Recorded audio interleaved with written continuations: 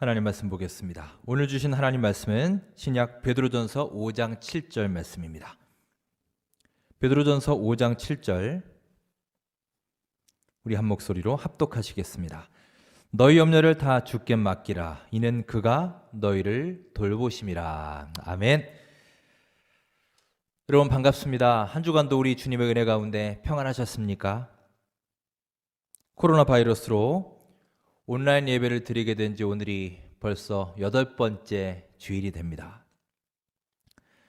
처음에는 이 질병과 감염 자체가 큰 이슈였다면 점점 시간이 지나면서 그에 이어지는 여러 가지 후유증들이 계속해서 생겨나고 있습니다. 자영업자들, 특히 영세 상인들이 큰 어려움을 겪고 있고요. 또 실업 문제, 많은 사람들이 일자리를 잃게 되고 이런 경제적인 문제로부터 시작해서 이제 심리적인 문제 또 정신적인 부분까지 영향을 받아서 심각한 우울증에 빠지는 사람들이 많다고 합니다.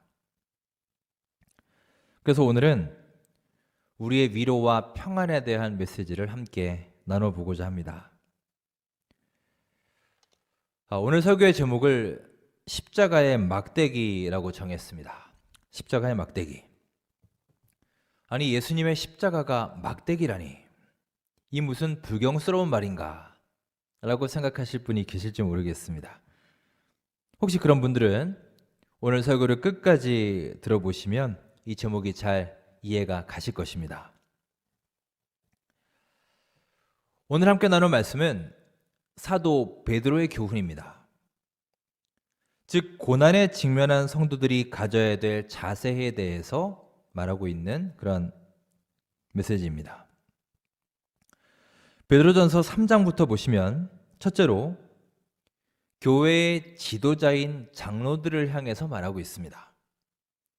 즉 연약한 성도들을 사랑으로 잘 감싸주고 돌봐주어야 한다라는 교훈을 전하고 있고요. 두 번째로는 교회의 젊은 성도들을 향해서 말하고 있습니다. 베드로전서 5장 5절 6절에 보시면 교회의 리더들에게 순종하라, 장로들에게 순복하고 서로에게 겸손할 것을 권면하고 있습니다. 그리고 마지막으로 교회의 모든 성도들에게 말합니다. 즉 근신하고 깨어서 고난을 이겨내라 라고 권면함과 동시에 하나님께서 고난 중에 있는 성도들을 보호하시고 온전케 하실 것이다 라는 소망의 메시지를 선포하고 있습니다. 특별히 오늘 본문 말씀 7절은 우리의 염려에 대한 말씀입니다. 자, 본문 7절을 우리 다시 한번 읽겠습니다. 다시 한번 읽습니다. 너희 염려를 다 주께 맡기라. 이는 그가 너희를 돌보심이라. 아멘. 자, 베드로는 고난 중에 있는 성도들을 향해서 말하고 있습니다. 우리의 모든 염려를, 우리가 지금 당하고 있는 이 고난을 주님께 맡겨라. 그리고 그 고난을 잘 이겨내고 극복하자라고 말합니다.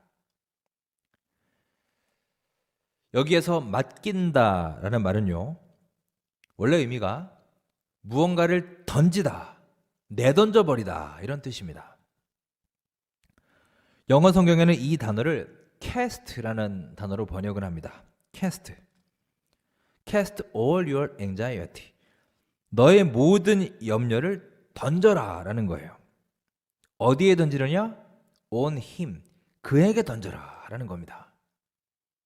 그럼 그가 누구냐? 하나님이시지요. 즉 너의 모든 근심과 염려를 너의 하나님께 내던져버려라 이런 뜻입니다. 자, 그렇다면 염려란 무엇일까요? 사전에 보시면 염려에 대해서 이렇게 설명하고 있습니다. 앞일에 대하여 여러 가지로 마음을 써서 걱정함. 이게 염려의 사전적인 정의입니다.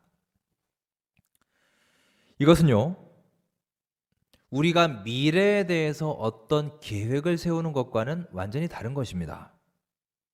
즉 어떤 일에 계속해서 신경을 쓰면서 안달하면서 속을 썩이려고 뜻합니다.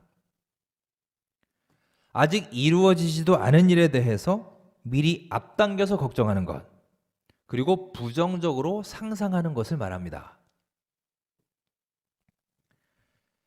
앨리스테어 맥클린이라는 학자는 염려에 대해서 이렇게 말합니다. 미래에 대한 염려는 노력의 낭비이다. 실제로 미래는 우리가 두려워하는 것만큼 나쁠 때가 별로 없다. 염려는 무익할 뿐만이 아니라 유해하다. 여러분, 성경적으로 볼 때 염려라 함은 사람이 자기 힘으로 해결할 수 없는 문제에 대해서 걱정하는 것입니다. 따라서 우리가 무언가를 염려한다, 또 무언가에 걱정이 많고 근심이 많다라고 하는 그 생각의 깊숙한 곳에는요, 하나님의 권한과 하나님의 영역에 속한 일을 자기 힘으로 해결하려고 한다라는 자세가 있다는 거예요. 우리에게 그런 게 있다는 것입니다. 그리고 성경은 바로 이런 자세를 가리켜서 교만이다라고 말하고 있습니다. 여러분, 결국 오늘 베드로가 강조하는 바는 아주 명확합니다. 염려는 곧 교만과 밀접한 관련이 있다는 거예요. 그리고 이런 교만은 그 문제를 해결하지도 못할 뿐만이 아니라 오히려 우리의 몸과 마음과 영적인 부분을 크게 상하게 할 수 있고 해칠 수 있다는 것입니다. 따라서 베드로는 말합니다. 우리 안에 염려될 만한 것들이 있다면 첫째, 그것을 갖고 있지 말라는 거예요. 절대 속에 품고 있지 말아라. 둘째로 하나님께 그것을 캐스트, 던져버리라는 것입니다. 여러분, 하나님께 던지라는 것이 무슨 뜻이겠습니까? 하나님께 맡기라는 것이죠. 맡겨버리라는 뜻입니다. 자, 그러면 어떻게 되느냐? 주님께 맡기면 어떻게 되나요? 오늘 본문에서 말씀하십니다. 그가 너희를 돌보심이라. 하나님께서 주님께 맡기는 너희들을 돌보아 주실 것이다. 약속의 말씀을, 소망의 말씀을 우리에게 주고 계신 것입니다. 요즘 밖에 잘 나가질 못하니 TV 시청률도 많이 늘어났고요. 특히 요즘에는 질병, 이 전염병에 관련된 영화들이 재조명되고 있다고 합니다. 저도 지난 주간 영화를 한 편 봤습니다. 옛날 영화입니다. 2014년에 개봉한 달라스 바이어스 클럽이라는 영화였습니다. 참 재미있고 좋은 영화입니다. 여러분도 기회가 되시면 꼭 한번 보시면 좋겠습니다. 제가 이 영화를 본 이유가 뭐냐면 우연히 어떤 영화 프로에서 추천을 해주더라고요. 지금 이 시기에 이 영화를 보면 참 느끼는 바가 많을 것이다, 와닿는 점이 많을 것이다 라고 해서 추천해 주는 것을 봤습니다. 그 영화의 주인공은 전기 기술자입니다. 그런데 어느 날 감전사고를 당하게 되죠. 그래서 병원에 실려갑니다. 그런데 병원에서 청천벽력 같은 소리를 듣게 됩니다. 바로 에이즈에 감염되었다는 거예요. 그리고 그에게 남은 날이 한 달밖에 안 된다는 것입니다. 시한부 판정을 받게 됩니다. 그 전까지 그는 삶이 아주 자유롭다 못해서 정말 방탕한 삶을 살았던 사람입니다.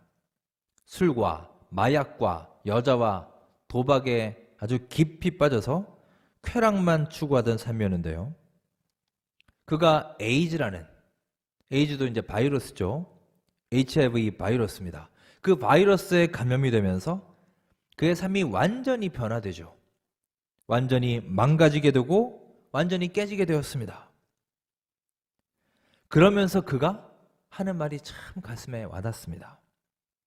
그가 뭐라고 말을 하냐 하면 You ever miss a regular life?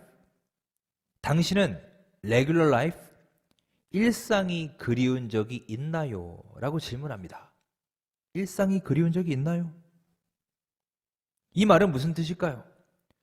지금 자기는 일상이 너무너무 그립다는 것 아니겠습니까? 저는 그 부분을 보면서 정말 큰 공감이 되었습니다. 이게 딱 지금 우리의 심정 아닐까요? 여러분, 요즘 우리의 일상이 얼마나 소중함을 절실히 느끼고 계신가요? 그러면서 주인공은 계속 말합니다. 시원한 맥주가 그립고 아이들과 함께 있고 싶고 춤추고 싶고 다시 로데오를 타고 싶다는 거예요. 이게 그가 그리워하던 일상입니다. 바이러스에 감염되어서 시한부 판정을 받고 그가 잃어버린 일상의 소중함을 깨닫고 고백하는 말입니다. 자, 일상이 다 무너져버린 요즘, 우리가 늘 하던 것을 하지 못하고 당연히 누리던 것을 누리지 못하게 되니 이것이 하나하나 스트레스로 다가오기도 하죠. 급기야는 이것이 다시 회복되지 않으면 어떡하지?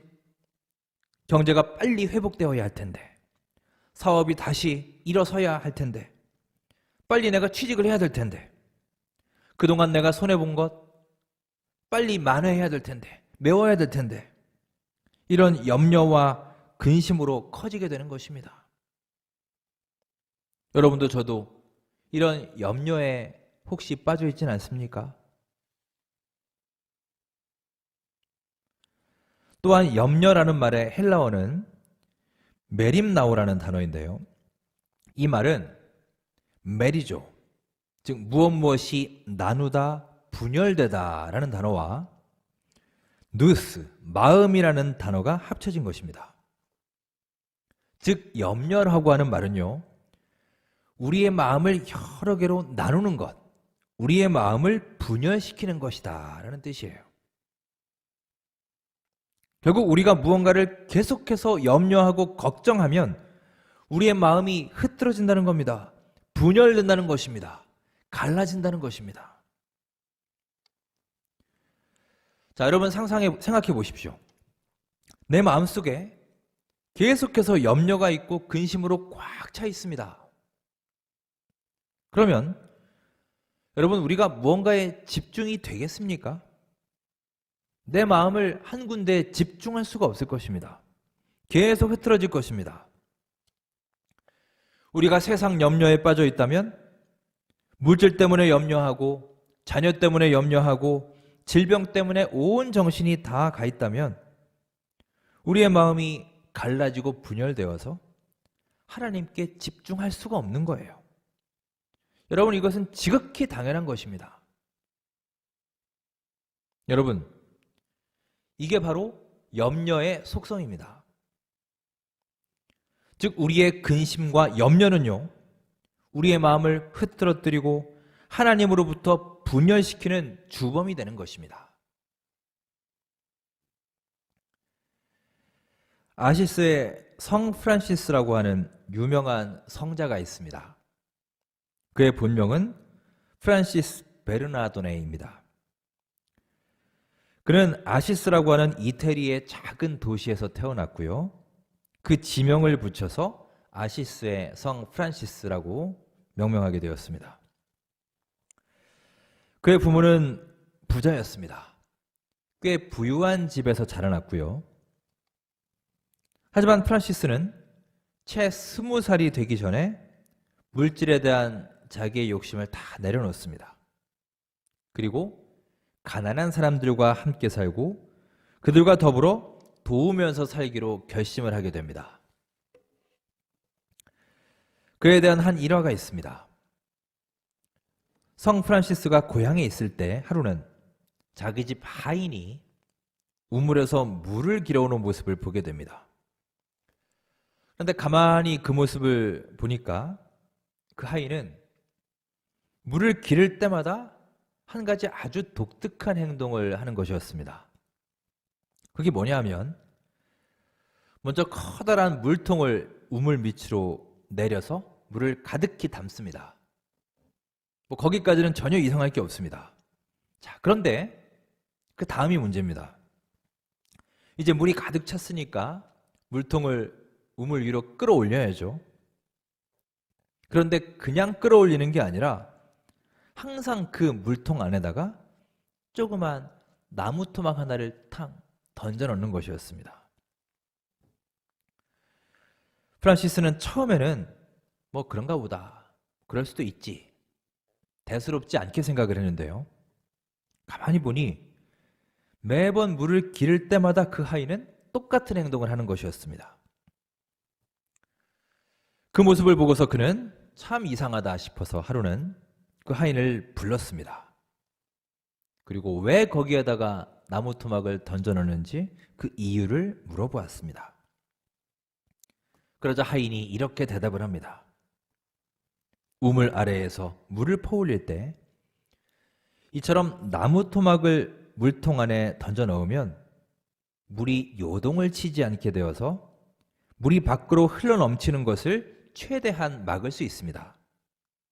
하지만 만일 나무 토막을 넣지 않고 그냥 물통을 끌어올리면 물이 마구마구 출렁거려서 나중에는 반 통밖에 안 남을 때가 많습니다. 이 설명을 듣자마자 프란시스는 순간 커다란 진리를 깨달았습니다. 영감을 얻었다 그러죠. 그는 즉시 자기 친구에게 그때 얻은 영감을 편지로 쓰기 시작했습니다. 그가 쓴 편지의 내용이 이렇습니다. 우리는 내 마음속에 얼마나 자주 흔들리는 마음의 물통을 가지고 있는가. 두려움으로 흔들리는 마음, 고통으로 요동치는 마음, 절망으로 부서지는 마음, 나의 욕심으로 흔들리는 마음, 미움과 갈등과 분노와 시기로 이리저리 출렁이는 마음. 이런 우리의 마음들이 마치 저렇게 심하게 흔들리고 출렁거리는 물통과 같은 것이지 않은가. 하지만 거기에다가 예수님의 십자가라는 막대기를 한번 던져보게나. 바로 그 십자가의 막대기가 출렁이고 요동치는 우리의 격동하는 마음을 잠잠케 해주실 거라네. 이런 내용의 편지였습니다. 결국 그의 편지는 우리의 하루하루의 삶에서 예수 그리스도를 가슴에 품고 십자가의 예수님을 바라보라는 것입니다. 십자가의 예수님을 바라보라. 그렇습니다, 여러분. 그 조그마한 막대기 하나, 그 나무 토막 하나가 커다란 물통의 출렁거림과 요동침을 막아주는 것처럼 우리 주 예수님께서 지고 가신 십자가의 막대기로 인해서 우리의 마음이 욕심으로 요동치고 우리의 영혼이 염려와 근심과 분노로 인해 마구마구 밖으로 넘쳐 쏟아지지 않도록 여러분과 저의 영혼을 잠잠케 하시며 순간순간 세상이 줄 수 없는 커다란 위로와 평안을 공급해 주실 줄 믿습니다. 여러분, 우리는 지금 부활절 기간을 보내고 있습니다. 수많은 사람들이 코로나 바이러스로 인해 위험과 절망과 우울함에 빠져 있는 이때, 우리 모두 사망 권세를 이기시고 승리하신 우리 주 예수님의 부활을 가슴에 품으시고 우리 안에 있는 두려움과 근심과 불안함과 염려의 무거운 짐을 우리 주 하나님께 던져버리고 맡길 수 있기를 주의 이름으로 축원합니다. 염려는 그네 타기와 같다고 합니다. 여러분, 그네 타기 잘 아시죠? 아주 어린아이들도 그리 무서워하지 않고 그네를 잘 탑니다. 저희 두 아이들도 어렸을 때 이렇게 놀이터에서 노는 것을 보면요, 가장 먼저 탄 놀이기구가 바로 그네예요. 미끄럼보다 그네를 먼저 탔습니다. 물론 이제 유아용 그네죠. 잘 안 떨어지도록 이렇게 만들어 놓은 유아용 그네입니다. 왜냐하면 그네는 그 이동 범위가 아주 짧지 않습니까? 이동량은 많지만 이동 범위는 딱 정해져 있잖아요. 거기서만 계속 왔다 갔다 하는 게 그네입니다. 즉 그네는 몸은 계속해서 움직이지만 거기에는 전진이라는 것이 없습니다. 단 한 발짝도 앞으로 나가지 못해요. 같은 곳만 계속 왕복하는 것입니다. 여러분, 염려라는 것이 바로 이 그네 타기와 같다는 것입니다. 따라서 염려는요, 우리의 믿음 생활의 성장과 발전에 아무런 도움을 주지 못합니다. 여러분, 이 시간 기억하시기 바랍니다. 우리의 염려의 시작은 곧 믿음의 끝이며 믿음의 시작은 곧 염려의 끝인 것입니다. 할머니 한 분이 계셨습니다. 그 할머니는 한평생을 아주 깊은 산골짜기에서 사신 분입니다. 그 할머니에게는 소원이 하나 있었습니다. 일평생 소원이었어요. 바로 서울에 올라가서 서울 구경 한번 해보는 것이었습니다. 듣자 하니 서울이 그렇게 크다던데, 사람도 엄청나게 많다던데, 그렇게 좋다던데, 나 죽기 전에 꼭 서울 구경 한번 하고 죽으면 나 여한이 없겠다. 늘상 그렇게 말씀하시곤 했습니다. 자, 그런데 뭐 요즘 세상에 서울 한번 가는 게 그리 힘들겠습니까? 그냥 가시면 되는데, 자, 문제는 이 할머니에게는 극복해야 될 장벽이 하나 있었습니다. 이 할머니는 평소에 너무너무 무서워하시는 게 하나 있었어요. 바로 캄캄하고 어두운 굴이었습니다. 그런데 서울에 가려면 기차를 타고 가야 되는데, 당연히 기차를 타고 가면 중간에 깜깜한 터널을 지나야 되잖아요. 할머니는 그 깜깜한 굴이 너무너무 무서운 겁니다. 그래서 문제가 생겼습니다. 나는 서울에 너무너무 가고 싶은데 서울을 가려면 내가 제일 무서워하고 싫어하는 그 깜깜한 굴을 지나야 돼. 이거 어떻게 해야 되나? 결국 할머니는 그 터널이 두려워서 엄두를 못 내고 있었습니다. 그런데 어느 날 그 할머니의 가장 친한 친구분의 아들이 서울에서 결혼을 하게 되었습니다. 자, 드디어 서울에 갈 일이 생겨버렸습니다. 이제 결혼식이라는 명분이 생겼어요. 기회가 왔습니다. 자, 그날부터 할머니는 마음이 복잡해지기 시작을 했습니다. 설레임과 두려움이 동시에 밀려왔습니다. 자, 드디어 내 소원, 서울에 가서 서울 구경할 수 있겠구나라는 설레임으로 가득했지만 날짜가 하루하루 다가오면서 뭐가 생각납니까? 이제 굴이 생각나는 거죠. 그 깜깜한 굴, 그 무서운 굴이 자꾸만 생각이 납니다. 그래서 걱정이 되기 시작하는 거예요. 가슴이 쿵쿵 매일매일 뛰기 시작했습니다. 자, 드디어 서울 가는 날이 됐습니다. 설레임 반, 걱정 반으로 그 기차를 탔습니다. 기차가 출발했습니다. 속도가 조금씩 빨라질수록 할머니는 점점 불안해지기 시작합니다. 가슴이 쿵쿵 뜁니다. 이제 조금 있으면 기차가 굴로 들어갈 텐데 어떡하지? 나는 굴이 너무너무 무서운데, 굴이 나올 때가 됐는데 왜 안 나오지? 갑자기 확 나오면 더 무서울 텐데. 계속 할머니는 그 생각만 하는 거예요. 자, 그러니 이 할머니는 얼마나 피곤하겠습니까? 너무 스트레스를 받고 너무나 걱정을 한 나머지 할머니는 그만 출발한 지 20분 만에 너무 지쳐서 잠이 들고 말았습니다. 몇 시간이 지나버렸습니다. 한잠을 푹 주무신 할머니가 눈을 떴더니 기차는 서울에 도착하고 있었습니다. 여러분, 지금 이 순간에도 우리는 수많은 염려와 걱정으로 가득 차 있지 않습니까? 그것으로 인해서 우리의 마음이 매일매일 흐트러지고 순간순간 분열되고 하나님께 집중하지 못하고 부활의 예수님의 감격을 가슴에 품지 못하며 지금도 하루하루 두려움과 불안함 가운데 살고 있지 않습니까? 그런 우리들에게 오늘의 위로와 평안의 말씀을 주십니다. 너희 염려를 다 주께 맡기라. 이는 그가 너희를 돌보심이라.